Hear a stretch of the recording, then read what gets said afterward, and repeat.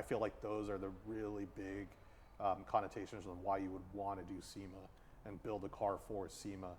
You know, because it can definitely open a lot of doors for you, even these days with it not being as big as it used to be. But do it for the right reasons. Yeah. I've seen too many guys pour like 60, 70 grand into a build. I'm broke.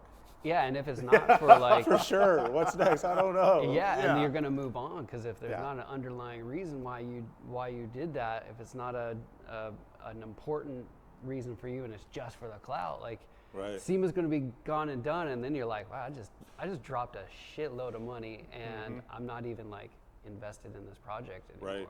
Well, I mean, like Arlon said something very important, right? Like, what's the marketing plan? Yeah. And so, like, what was your, like, I'm pretty sure you're probably still going through it, but what was your post, like, SEMA game plan? Because I know we'll get to how important it is, but, like, what was your post SEMA marketing plan? Like, you're like, all right, what am I doing next?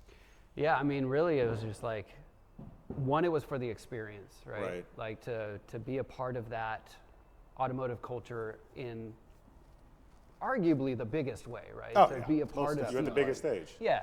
And then as far as like post SEMA stuff goes, like I just kind of got back into cars after being absent for a long time, you know, life and only being able to have like one vehicle, and that vehicle needs to be able to do it all. Yep. B or Z does not do it all. I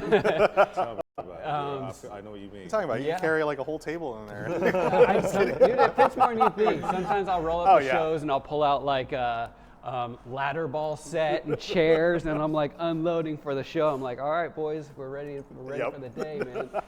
But you know, I just wanted to like.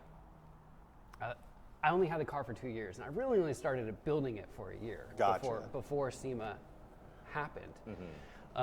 So like I've just been stepping back into this territory, you know what I mean? And so, I mean, it was really like, I'm invested in this. If I'm getting an offer to go to SEMA now, then I might as well do it. Got to. Yeah, I'm gonna follow through this build regardless, right? So really, it was just, let's have the experience, grow my exposure out of it. Whatever comes. I'm not doing it for that, but you know, like it's just like, hey, let me put on display my vision of what, you know, my build would be, and put it out there, you know, and create. If I'm going to be working and building on cars again, create relationships.